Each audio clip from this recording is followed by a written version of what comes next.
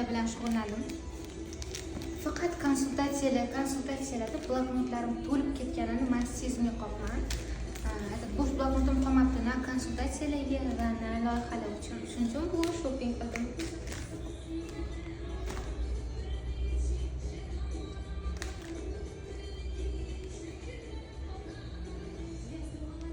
Bilmadim, qo'shilib ko'raman. Xullas, siz uchun, sizning yechimlaringiz, natijalaringiz va hissiy holatingiz uchun olgan birinchi bloknotim mana bu. Bu faqat konsultatsiyalar uchun. Buning ichida shunaqa baroqlari ko'p, shunaqa qiziqarli, shunaqa estetik, ham o'zim mazza qilaman, ham siz bilan yashagan og'riqlarim, xotiralarim hammasi shu yerda qoladi. Shu o'zimdan yaxshi narsalarni qoldirish va ularni keyinchalik o'zimning tadqiqotlarimda ishlatish uchun. Keyingisi mana bu bloknot. Topingchi bu bloknotni nimaga moslab oldim? Topolmasangiz agar bilmadim, yig'lasam kerak, kommentda qoldiringlar.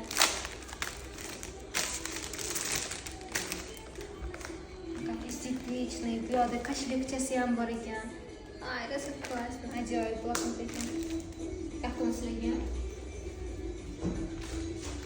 Keyingisi mana bunaqa otgan safar. O'tgan safar xuddi shunaqa bloknotni sin rangida ishlatgan edim. Bilmadim, yaxshi xotiralar qolgan bloknotda juda ham yengil, oson, xayrli yechimlar bo'lgan hammamiz uchun. Shuning uchun yana bir marta qaytalarim, buni qora rangida.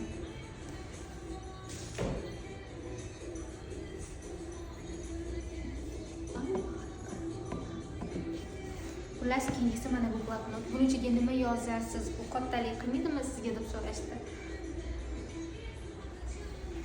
Buning ichida siz uchun, o'zim uchun, natijalarimiz uchun loyihalar ustida ishlaydigan bilimlar, ko'nikmalar, loyihaning maqsadi, vazifalari, strategiyalar, xullas hammasi shu yerda bo'ladi.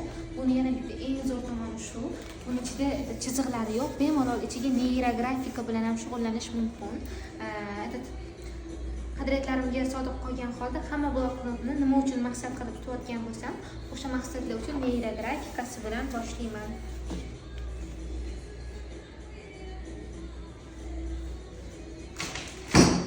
Keyingisi tabiiyki, men shopping qilgani chiqsam, shunchaki ishimni bitirib qaytib kelishim juda ham qiyin.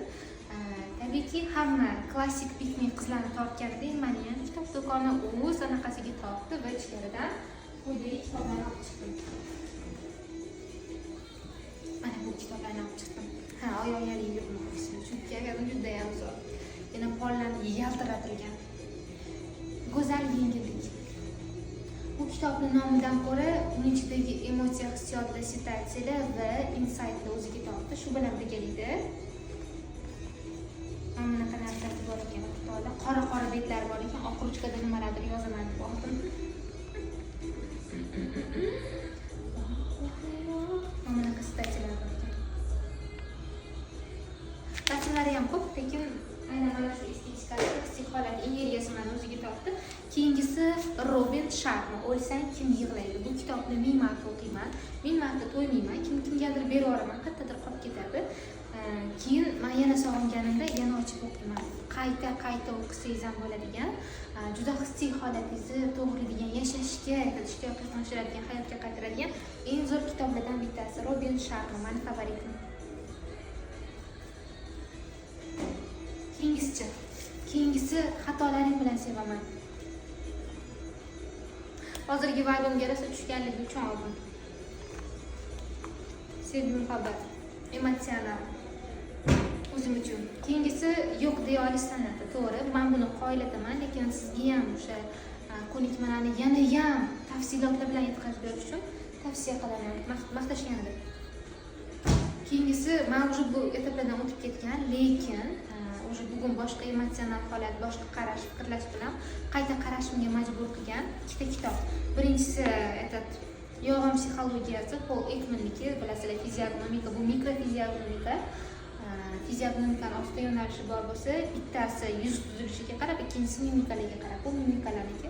Men bu etapdan o'tib ketganimga yillar bo'lib ketgan, lekin qaytalab, yana o'zim bilimim ustida ishlab, boshqa tomondan qarashim uchun muhim deb hisobladim. Keyingisi ta'sir psixologiyasi, Robert Cialdini. Shunaqa bo'lsa kerak. Ishontir.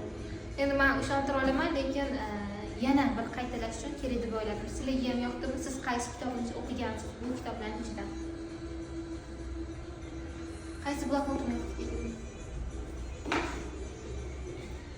Endi kitob olishga oldik. Masala o'tirib o'qishda qoldi. Bo'sh vaqtda qoldi.